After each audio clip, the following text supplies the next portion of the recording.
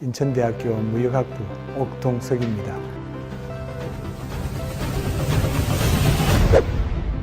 사실 재정 파퓰리즘은 정치인들이 나쁜 사람이고 잘못됐기 때문에 일어나는 현상이 결코 아닙니다. 아무리 훌륭한 사람도 국회의원이 되고 정치인이 되면 재정 포퓰리즘의 유혹에 빠질 수밖에 없습니다. 우리가 이 문제를 한 개인의 어떤 도덕적인 문제로 생각하기보다는 우리 사회의 제도적인 측면에서 문제가 있다라는 인식을 해야 된다고 봅니다. 그러면 우리가 지금 현재의 재정이 미래에 어떻게 될 것인가 굉장히 어렵고 어쩌면은 우리가 재정 위기에 봉착해서 사회적으로 큰 어려움을 겪게 될 수도 있고 또 지금과 같은 대한민국의 국제적 위상을 유지하기 힘들다는 생각을 국민들의 경각심이 반드시 있어야 된다고 봅니다.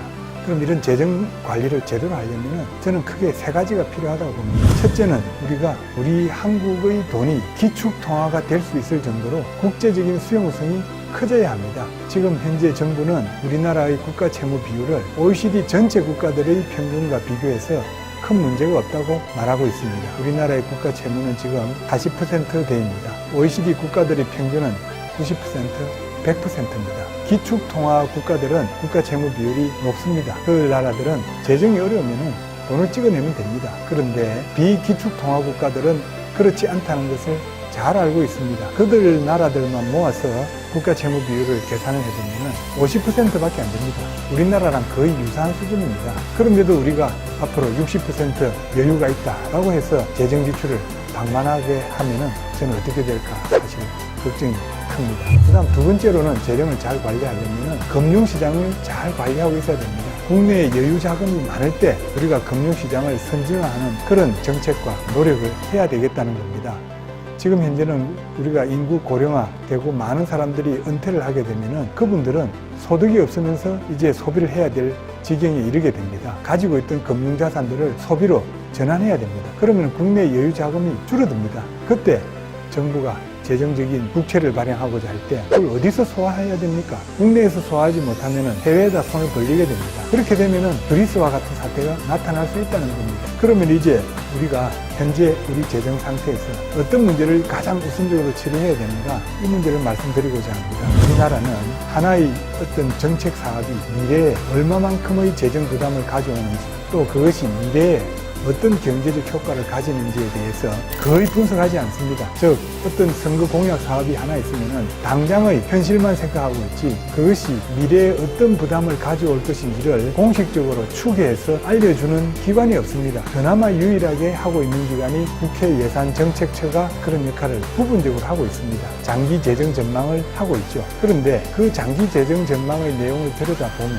의무지출, 즉 사회보장의 의무지출만을 항목별로 추정할 뿐 개별 재정 사업들이 미래에 어떤 영향을 주는지 재량 지출적인 측면에서는 거의 관심을 쓰고 있지 않습니다. 이런 부분들을 우리가 논의를 활성화해야 합니다. 모든 국민들이 이 문제를 주시하면서 정치인들의 공약이 미래에 어떤 부담을 주는지를 반드시 파악해야 됩니다.